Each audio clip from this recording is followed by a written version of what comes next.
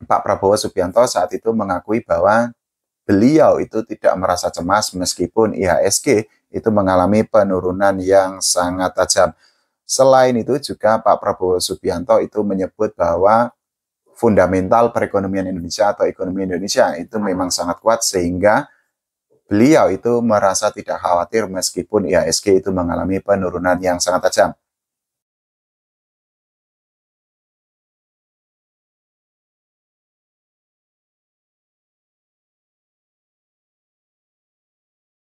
Yo, halo teman-teman semua. Gimana kabarnya? Lama nggak ketemu. Selamat datang kembali di channel YouTube Duit Crash One. Makasih ya yang sudah subscribe di channel YouTube ini. Yang belum subscribe, silahkan untuk subscribe channel YouTube ini dulu.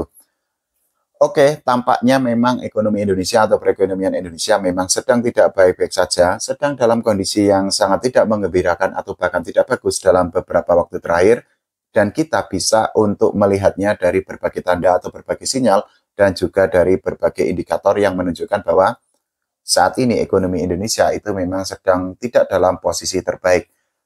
Salah satu indikator atau salah satu tanda yang bisa digunakan untuk menilai bahwa ekonomi Indonesia itu sedang tidak baik-baik saja itu adalah terjadinya trading halt di Bursa Efek Indonesia. Jadi kemarin lagi-lagi terjadi trading halt dan itu merupakan kondisi atau kejadian kedua sepanjang tahun 2025 ini. Karena apa? Di bulan Maret tahun 2025 yang lalu itu juga terjadi trading halt, dan trading halt sendiri itu bukanlah sesuatu yang baru, bukan sesuatu yang asing, karena di tahun 2020 silam, tepatnya di bulan Maret, itu memang saat itu juga terjadi trading halt.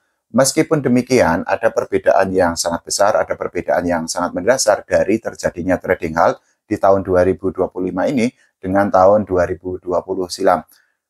Di tahun 2020 silam saat itu memang para pelaku pasar itu memang dilanda kecemasan, dilanda kekhawatiran terkait terjadinya pandemi COVID-19.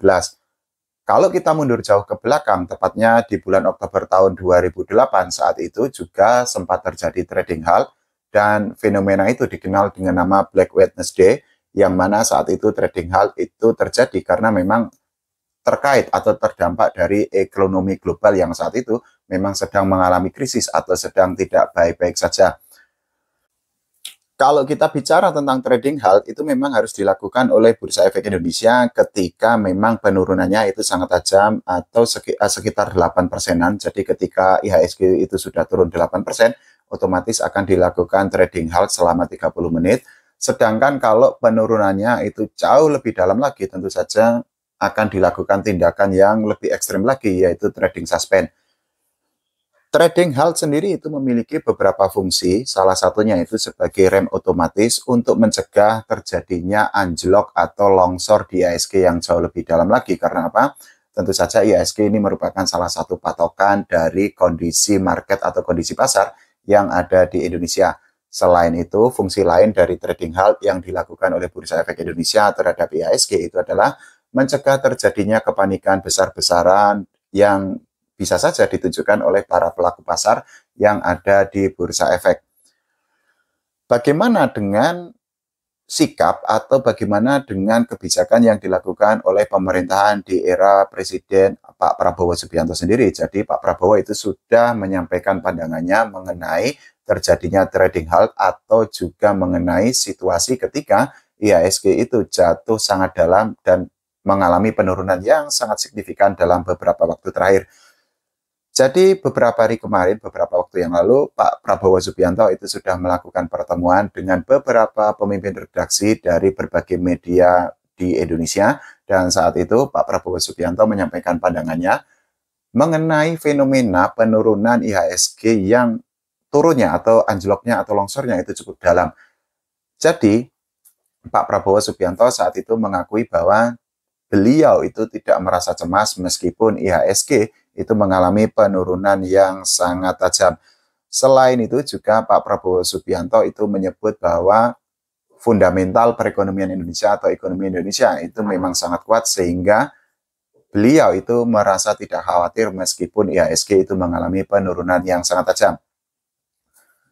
Selain dari trading halt, ekonomi Indonesia ini juga mendapatkan ujian yang sangat berat, yang sangat besar terkait dengan tarif resiprokal yang diterapkan oleh Presiden Amerika Serikat, yaitu Donald Trump. Kita ketahui bahwa saat ini memang terjadi perang tarif yang sangat besar yang dilakukan oleh Presiden Amerika Serikat, dan Indonesia tentu saja terkena dampak dari kebijakan yang dilakukan oleh pemerintah Amerika Serikat itu. Situasi bagi Indonesia sendiri itu memang cukup pelik. Karena apa?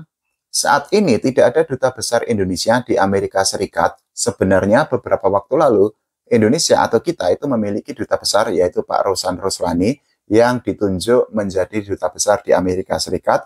Tapi seperti yang kita ketahui bahwa saat ini kan Pak Rosan Roslani itu sudah masuk ke dalam Kabinet Merah Putih yang dipimpin oleh Pak Prabowo Subianto. Nah, setelah Pak Rosan Roslani itu masuk ke dalam kabinet, ternyata pemerintah itu belum menunjuk figur atau sosok atau tokoh yang mengisi posisi sebagai duta besar Amerika Serikat. Ya, semoga saja setelah ini ada penunjukan terhadap figur atau tokoh penting atau tokoh yang sangat capable atau mumpuni untuk menggantikan posisi Pak Rosan Roslani. Selain dari trading halt, kemudian dari tarif resiprokal, perekonomian Indonesia ini juga diuji dari PHK massal yang masih terjadi sampai saat ini. Ini merupakan kabar yang sangat buruk karena apa? Kita ketahui bahwa tahun 2024 yang lalu memang juga sudah terjadi gelombang PHK massal yang menimpa para pekerja atau para karyawan di berbagai bisnis atau di berbagai lini usaha. Ini akan saya bacakan datanya bahwa ternyata PHK massal yang terjadi di Indonesia itu sampai saat ini ini memang masih terjadi. Ini saya ambilkan datanya dari situs satu data ketenagakerjaan Kementerian Ketenagakerjaan. Jadi untuk per Februari tahun 2025 yang lalu ada 18.610 pekerja dari berbagai sektor yang terkena PHK massal.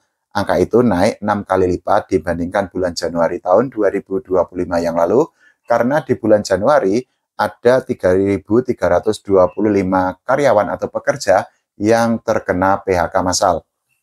Selain dari trading halt, kemudian dari tarif resiprokal, kemudian juga dari PHK massal, ekonomi Indonesia ini juga mendapatkan ujian dari sisi atau dari sektor pabrik atau perusahaan yang tutup. Karena apa?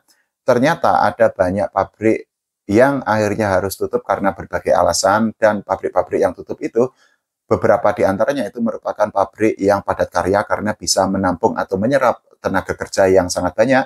Salah satunya adalah Sritek. Jadi Sritek yang merupakan pabrik tekstil bisa dikatakan terbesar di Indonesia atau bahkan di Asia Tenggara, itu beberapa waktu lalu dinyatakan pilot dan akhirnya harus tutup, sehingga PHK massal terhadap puluhan ribu karyawan Sritek itu menjadi sebuah hal yang tidak terelakkan lagi. Meskipun demikian, ada rumor atau ada kabar yang menyebut bahwa PT Sritek itu akan dibuka lagi atau akan beroperasi kembali, dan para karyawan yang sempat terkena PHK massal itu nanti akan ditarik untuk bekerja lagi.